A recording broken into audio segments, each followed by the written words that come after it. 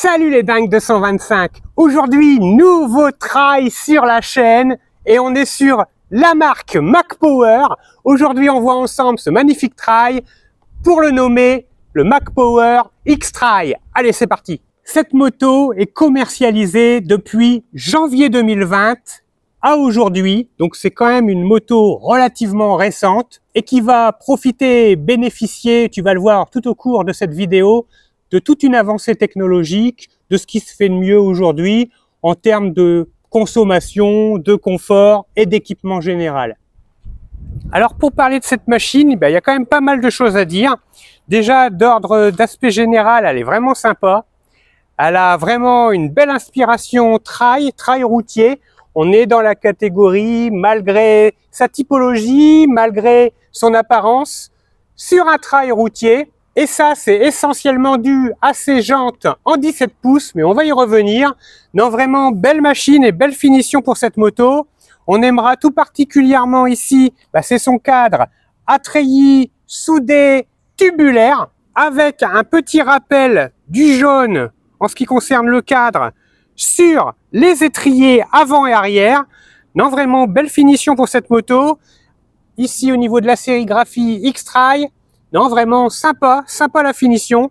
Alors, déjà, ce qu'on remarque, c'est la qualité des matériaux employés et aussi la finition d'ordre général. C'est assez impressionnant. On est quand même sur des disques Wave, finition pétale pour tour pétale avec un dessin à l'intérieur vraiment sympa. De gros pneumatiques à la bande de roulement et à la sculpture vraiment énormissime, qui inspire vraiment les sorties en chemin de terre. Non, vraiment sympa la finition d'ordre général de cette machine, surtout au niveau de ses pneumatiques. Ça laisse inspirer des sorties off-road. on sent qu'elle est bâtie pour ça, pour aller s'enquiller des kilomètres de chemin de terre. Ah, puis dessus, on est vraiment calé, hein. On est littéralement plaqué sur le réservoir. Vraiment, c'est pas qu'une sensation. On est vraiment placé de façon à avoir une posture très haute sur la machine, très en avant de la fourche, à l'image des trails, de la typologie cross. En fait, une fois qu'on est installé, il n'y a pas de possibilité de retrait en arrière ni de glissade vers l'avant. T'es calé, t'es calé. Hauteur d'assise, 82 cm, donc c'est correct. Ça permet de pouvoir proposer cette machine à tout type de morphologie, que vous soyez petit ou grand, je pense que vous arriverez à l'enfourcher. Même si vous êtes petit, vous serez peut-être sur la pointe des pieds, mais c'est faisable. Puis les grands aussi, on peut le dire. Moi, je fais 1m80, j'ai les jambes tendues, je touche à plat par terre. Si tu fais 1m90, peut-être tu auras les genoux un peu plus fléchis, mais tu toucheras par terre facilement, sans que ça vraiment dénature, on va dire, ta posture. Non, on est vraiment bien installé sur cette machine. Voilà, à l'arrière, il y a vraiment de grosses poignées pour permettre aux passagers de s'agripper, hein. Même si on ceinture souvent le pilote, là, les grosses poignées à l'arrière, vraiment sympa.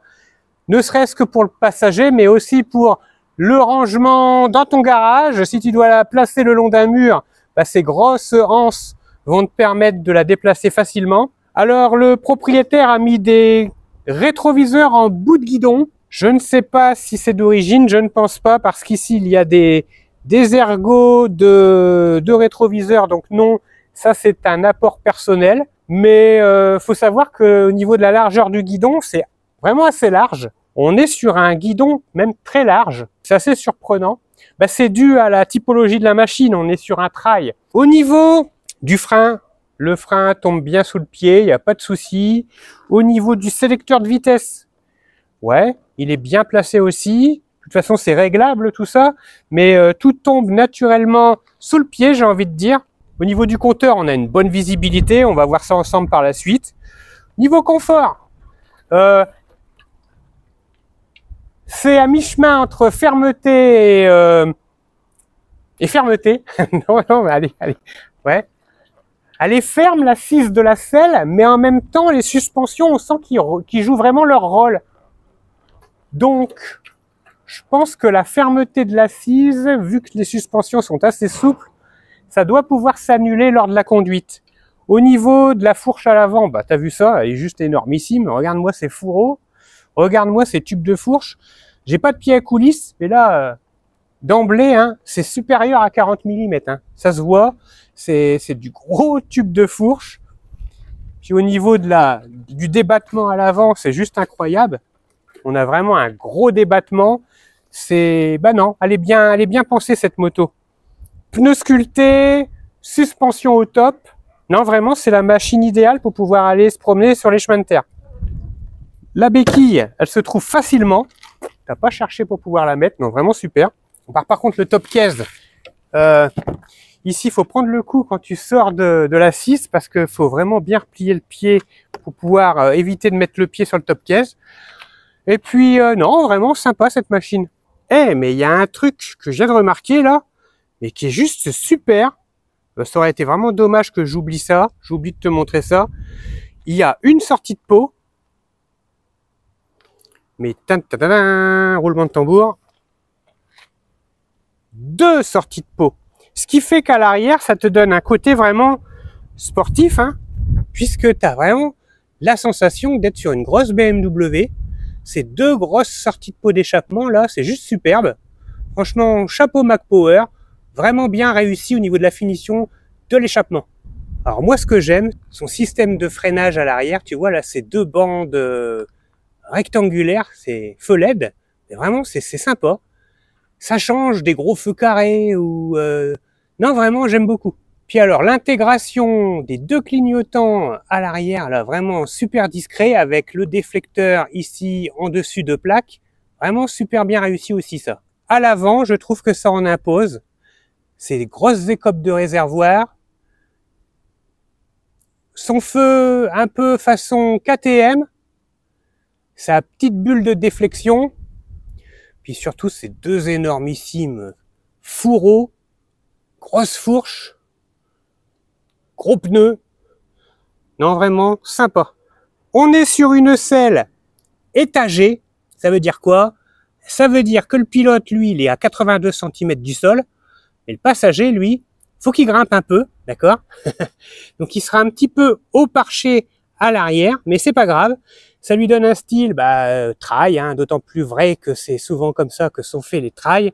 Non, vraiment sympa cette petite selle étagée. Au niveau du poste de pilotage, eh bien, bon, on a le gros réservoir qui laisse apparaître les écopes, le gros bouchon, et son compteur. Simple, mais efficace, avec le compte-tours, la vitesse en km/h bien entendu, les vitesses et les rapports engagés, l'heure, les tripes, la jauge à essence, vraiment complet, avec toutes les bonnes indications au bon fonctionnement de la machine, indication du neutre, voyant moteur, plein phare, etc. Et on peut slider avec ici le bouton MPH. Ah ouais, c'est sympa ça. Ça t'affiche la vitesse en km/h et la vitesse en MPH. Ouais, au niveau du tableau de bord, sympa, hein. Grosse fourche, les gros bouchons ici au niveau du tête-fourche. La petite bulle qui déflecte, à mon avis pas grand chose, mais ça lui donne du style. Puis à droite, on y retrouve tout ce qu'il faut pour le bon fonctionnement de la machine, hein, le coupe-circuit, la position de l'éclairage, feu de croisement, feu de position, le bouton start pour démarrer. À gauche, on y retrouve position route, position feu de croisement, le petit bouton ici pour faire des appels de phare, les clignotants et le klaxon.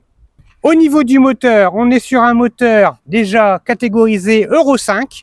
Donc si tu prends les centres-villes, tu ne seras pas beaucoup embêté avec ce type de motorisation-là. C'est ce qui se fait de mieux en ce moment, Euro 5. Bon, il y a Euro 5+, mais là, tu es quand même sur de l'Euro 5. Donc vraiment, c'est pas mal. Au niveau du moteur, tu as un beau monocylindre 4 temps aux 4 soupapes, simple arbre à cam, refroidissement par air, en injection, développant 10 chevaux à 9000 tours minute. Ce moteur et sa boîte 6 rapports t'emmèneront à un Vmax entre 105 et 110 km/h. À l'avant, tu y retrouves un disque façon Wave. Donc c'est ce qui se fait de mieux en termes de disque en ce moment au niveau esthétique. Regarde avec son pourtour finition pétale, ses dessins, on va dire fraisés à l'intérieur, mais vraiment sur un disque avec un beau design, d'un diamètre de 270 mm sur un étrier double piston. Au niveau de sa monture, on est quand même sur du pneumatique 110 par 90 sur une jante 17 pouces. Puis alors, cette fourche, mais juste démesurée, c'est pareil, c'est une très très grosse fourche. Elle me fait penser un petit peu à la fourche Chauva de la CB125R en ce qui concerne son design. Puis alors, ces tubes de fourche sont juste énormes, hein. Je pense qu'on est plutôt sur du 40 plus que sur du 30. Moi, à vue de nez comme ça, je dirais 40 mm de diamètre. C'est vraiment gros tube de fourche. Ce qu'il faut savoir, c'est que tu es sur un freinage type couplé, façon CBS, donc c'est du freinage couplé, c'est ce qui se fait en ce moment sur ce type de machine. On n'est pas sur de l'ABS, c'est vrai, mais quand même, beau frein à disque, freinage couplé pour cette machine. Vraiment très belle fourche téléhydraulique, fourche inversée, belle fourche au gros diamètre pour cette machine. Alors ce qu'on aime ou on n'aime pas, moi je trouve ça sympa. Ici c'est son bec de canard, donc tu as vraiment la partie basse du garde-boue et puis la finition qui vient vraiment finir façon trail cette machine avec le bec de canard. Moi je trouve ça sympa. À l'arrière on est également sur une jante en 17 pouces embarquant un énorme pneumatique de 130 par 80. Vraiment beau pneu avec de gros plots bien sculptés, tout comme il faut pour aller en lèchement de terre.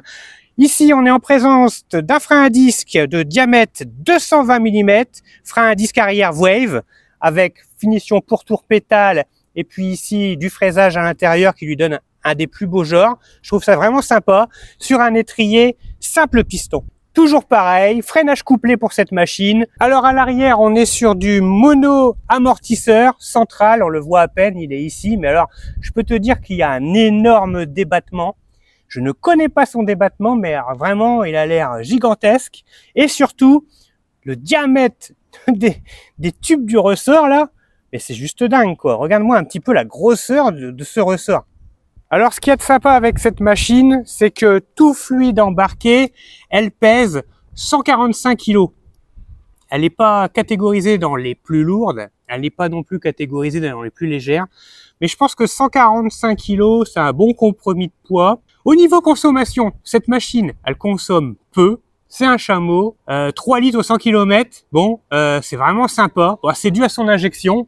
Ce sont des moteurs récents qui consomment peu énergivores. Ce qu'il faut savoir, c'est qu'avec un plein de 12,5 litres, tu auras une autonomie de 400 km. N'hésite pas à aller voir la page de mon partenaire RPM02. Regarde, ils ont des machines incroyables. Mais surtout, ils ont de la pièce. Si jamais tu n'arrives pas à trouver une pièce toute particulière pour ta belle, ils ont peut-être bonheur. Alors n'hésite pas à aller voir, je te mets les liens en description. Non, vraiment, elle a une belle fluidité au niveau de sa conception. Bras oscillants, cadre à treillis soudé, façon tubulaire, grosse fourche, grosse section, gros débattement, pneus typés chemin avant, tout comme l'arrière. Non, vraiment, belle machine pour pouvoir t'emmener en balade le week-end ou au travail la semaine. Ici, au niveau de l'arrière, on a vraiment deux grosses prises pour pouvoir l'arranger facilement dans ton sous-sol, dans ton garage, ou tout simplement pour que ton passager puisse s'agripper. Non, vraiment sympa. Son feu à l'avant, assez moderne, en finition, on va dire vraiment typé moderne, façon KTM, j'ai envie de dire. Non, vraiment sympa la finition. On va pouvoir écouter le son de ce beau trail.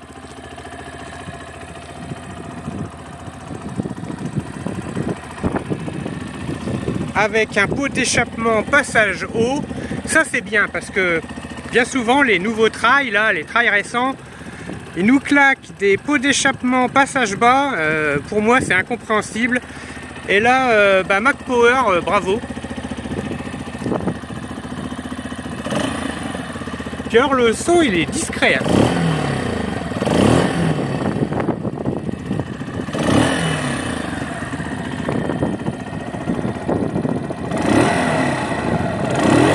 Avec un compte-tour façon linéaire, en ligne.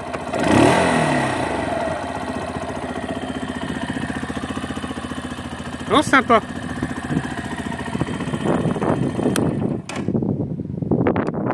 J'espère que cette petite vidéo t'a plu. Si ça t'a plu, n'hésite pas à liker, à t'abonner, active la cloche, tu seras ainsi averti des dernières vidéos à venir. Ce serait vraiment dommage de louper de telles machines. Puis moi je te dis à très bientôt dans une prochaine. Bye!